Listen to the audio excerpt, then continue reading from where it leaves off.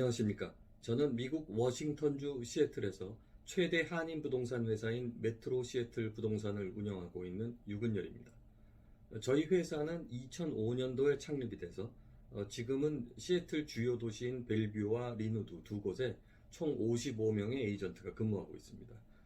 앞으로 본 유튜브 방송을 통해서 지난 2005년부터 지금까지 만 18년 이상을 제가 계속해온 부동산 관련 라디오 생방송, 동영상 인터뷰나 아니면 또 지금 기존의 각종 신문이라든가 방송이라든가 이런 곳에서 발표되고 인용되고 있는 좀 복잡할 수 있는 어떤 경제 지표 또는 어떤 주요 경제 용어 이런 것들을 조금 더 쉽고 재미있게 설명을 드려서 지금 내가 보유하고 있는 주택과 상가 또는 앞으로 내가 사거나 팔려고 하는 주택과 상가들에 대해서 과연 이것이 맞는 타이밍인지 과연 이것이 맞는 가격인지 이런 어떤 올바른 판단을 내리실 수 있도록 도와드리는 게 저의 목표입니다.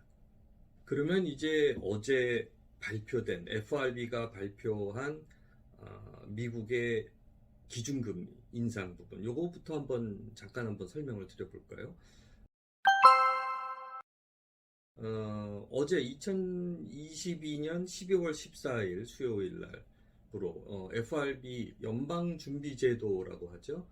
연방준비제도 안에 FOMC 이거는 또 연방공개시장위원회 조금 말들이 복잡합니다만은 어쨌든 그 한국으로 얘기하면은 한국은행의 그 역할을 하고 있는 그런 뭐 미국의 중앙은행이라고 보셔야 될 것 같습니다. 경기가 너무 뜨거우면 이자율을 올려서 시중에 돈을 빨아들여서 경기를 안정시키고 경기가 나쁘면 자기네들이 보유한 현찰을 풀어서 그거를 시중에 돈을 많이 유통시킴으로써 경제를 활성화시키는 뭐 아주 생각해 보면은 지극히 간단한 논리이긴 한데요.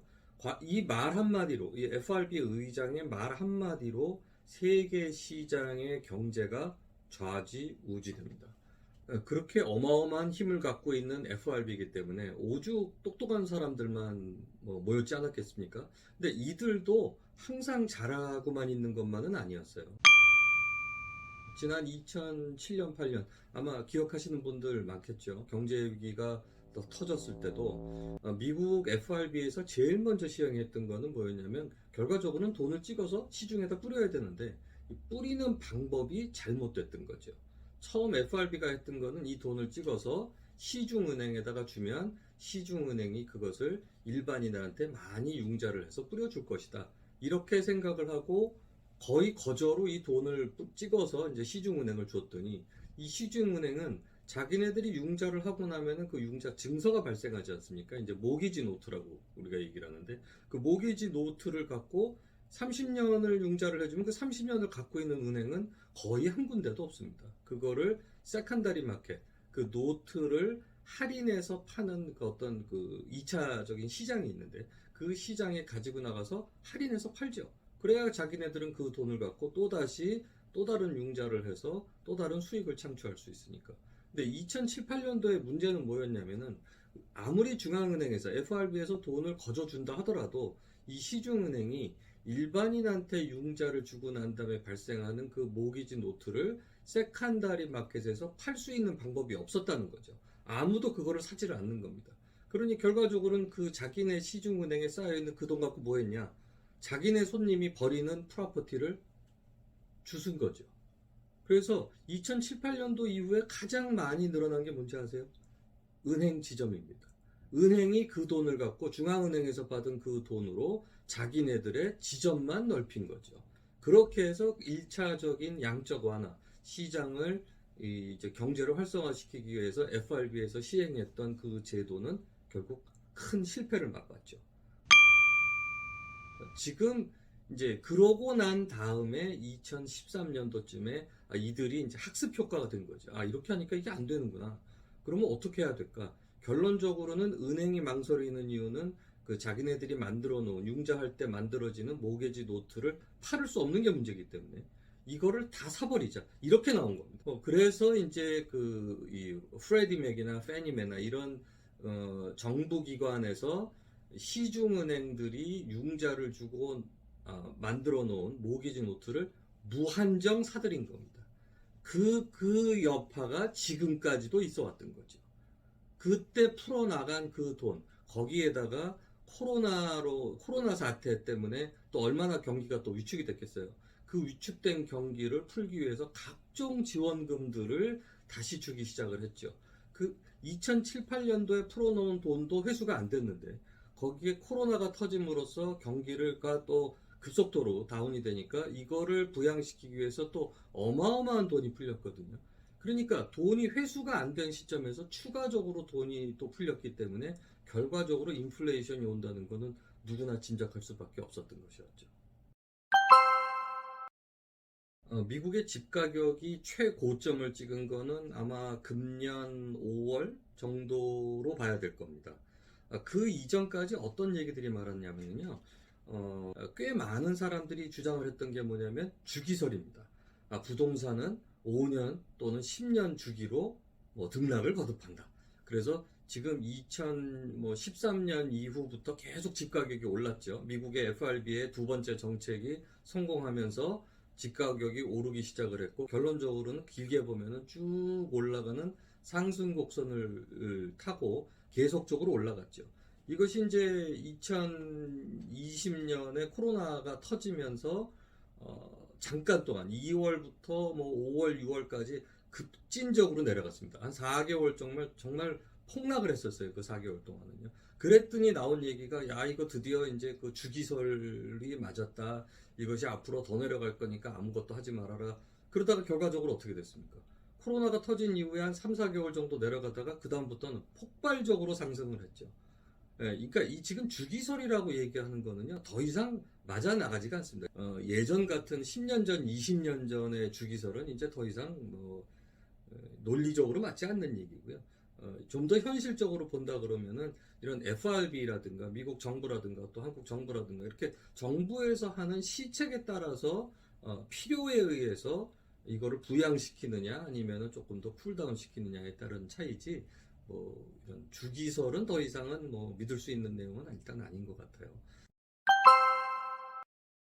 자, 그래서 이렇게 이제 주택 가격이 정상적으로 전년도 동기 대비 2%에서 3% 사이 정도 소비자 물가 지수가 오르고 그러면 부동산은 최소한 4%, 5% 정도씩 오르고 이렇게 되어 왔다 그러면은 큰 문제가 없었겠죠. 근데 그 와중에 이제 뜻하지 않은 코로나가 발생하면서 미국 정부에서 돈을 아까 말씀드린 대로 예전 경제 위기 때 쏟아냈던 돈이 미처 회수도 다 안 된 상태에서 또다시 큰 돈이 지금 풀렸고 그것으로 인해서 이제 이 경기가 지나치게 뜨거워졌던 거죠.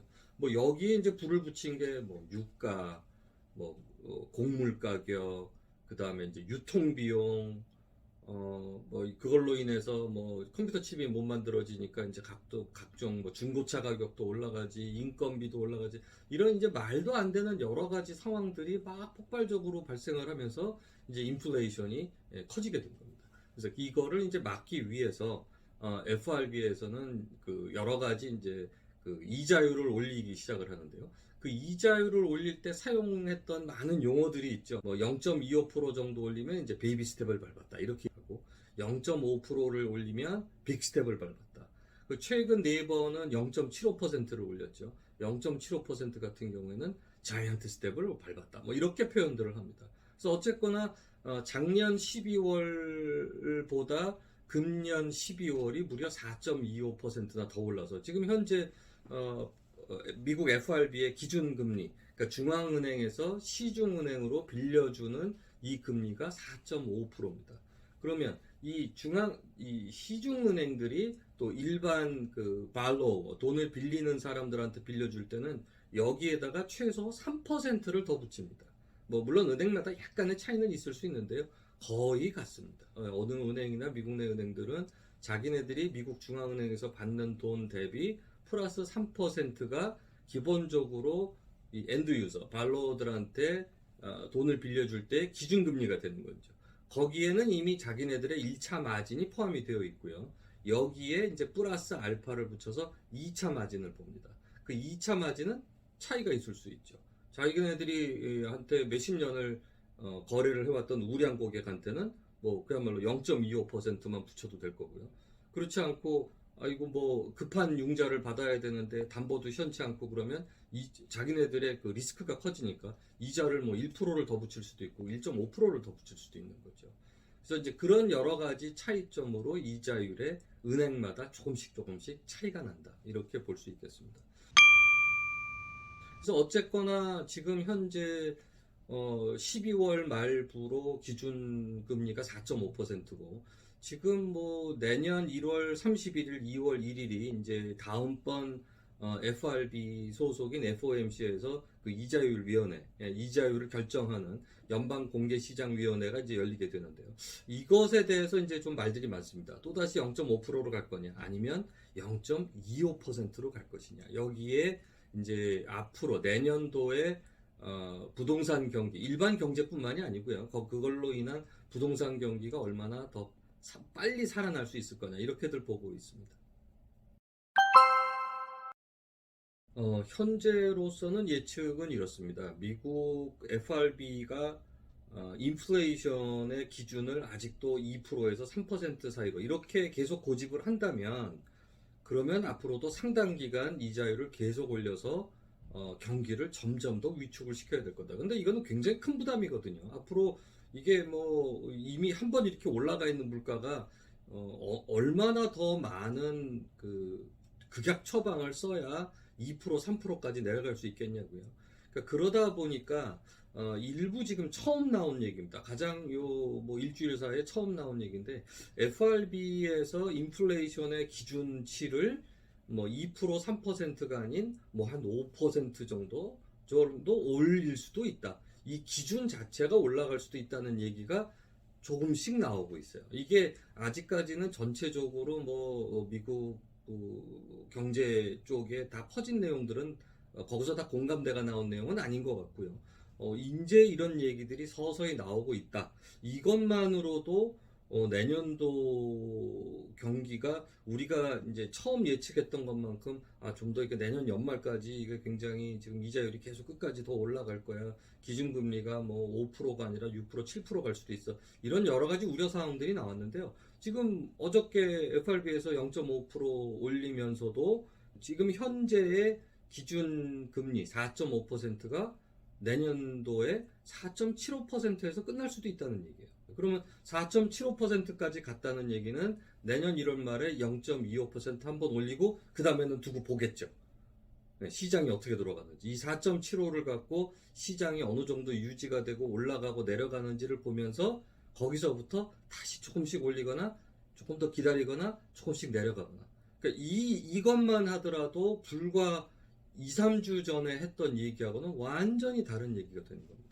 그 얘기인 즉슨 보통 저희가 볼 때 아무래도 미국은 여름철이 될 때 9월부터 학기가 시작하니까 대개 이사를 할 때 이제 6, 7, 8월 달에 이사들이 가장 많거든요. 그러다 보니까 여름철 성수기 때부터나 조금씩 그 어떤 그 주택 매매 건수도 늘어나고 가격들도 조금씩 움직일 수 있는 상황이 있지 않을까, 이렇게들 예상을 했는데 지금은 이제 그것이 조금 더 빨라질 수도 있다는 얘기예요. 그래서 1월 31일, 2월 1일 날 열리는 FOMC 이자위원회에서 이자가 나오게 되면 그것이 굉장히 이제 베이비 스텝을 밟는다든가 해서 이렇게 0.25%만 된다 그러면 시장에서 이것 봐, 이거 이제 조금만 있으면 이제 내려가기 시작할 거야, 이자가. 그러면은 벌써 증시가 올라가고 그 다음에 부동산이 따라가는 거죠. 지금 제가 말씀드린 증시가 먼저 올라가고 부동산이 따라간다는 얘기는 뭐냐면 증권시장은 경기의 선행지수라고 그러고 부동산은 후행지수라고 그럽니다. 그러니까 경기가 좋아질 걸로 예상되면 증권 가격이 먼저 올라가고 그 다음에 이제 부동산 가격이 따라 올라가는 거죠. 이건 내려갈 때도 마찬가지입니다. 앞으로 경기가 나빠질 걸로 예상이 되면 증시가 먼저 떨어지고 그 다음에 나중에 이제 부동산이 따라 내려가는 거죠. 그래서 지금 같아서는 아마 내년 3월 달 정도부터는 부동산 가격이 상승으로 갈 수 있는 가능성이 이제는 높아졌다. 뭐 100% 높아진다, 낮아진다로 얘기하기가 아직은 조금은 좀 이른 것 같기는 합니다만, 그래도 그럴 수 있는 가능성은 상당히 높아졌다. 이렇게 볼 수 있겠습니다. 요즘은 뭐 한국도 뭐 비슷한 상황인 것 같습니다만은 미국은 전통적으로 저축이 미덕인 나라는 아니죠. 소비가 미덕인 나라입니다. 그럼 이 소비는 어떤 식으로 해야 되느냐? 뭐 한국같이 월급을 받아서 그걸 저축을 해서 몇 천만 원, 몇억 원씩 모아놨다가 거기에서 그걸 갖고 나중에 소모하는 이런 형식이 아니고요. 집 가격이 오르면 그 오른 집 가격에서 일부 돈을 꺼내서 그걸 갖고 여행도 다니고 뭐 집수리도 하고 자동차도 새로 사고 이렇게 소비를 하는 전형적인 그 소비 형태를 보이고 있거든요. 그러다 보니까 집 가격이 계속 내려만 간다 그러면은 백약이 무효한 거죠. 그걸 살릴 수 있는 방법은 또다시 돈을 막 찍어서 그걸 또 뿌려야 된다는 얘기인데 그러면 또 나중에 발생하는 인플레이션이 이제 걷잡을 수가 없는 겁니다. 그러니까 미국 입장에서는 집 가격의 건전한 상승이 있어야 된다라는 게 이제 대전제인 거죠. 결국은 지금 같은 상황에서 바이어들이 많이 줄어져 있는 상황에서 내놓는 샐러드는 뭔가 팔아야 될 이유가 있는 거거든요. 그럼 지금 같을 때 앞으로 내년 봄이나 내년 여름에는 올라간다는 거, 집 가격이 올라간다는 것이 어느 정도 이제 예상이 되고 있는 중이거든요.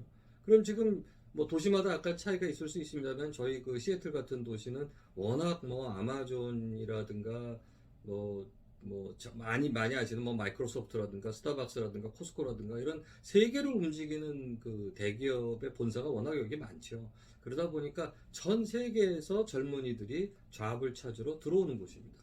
그럼 이 들어오는 사람들이 집은 사야 될 거 아니에요.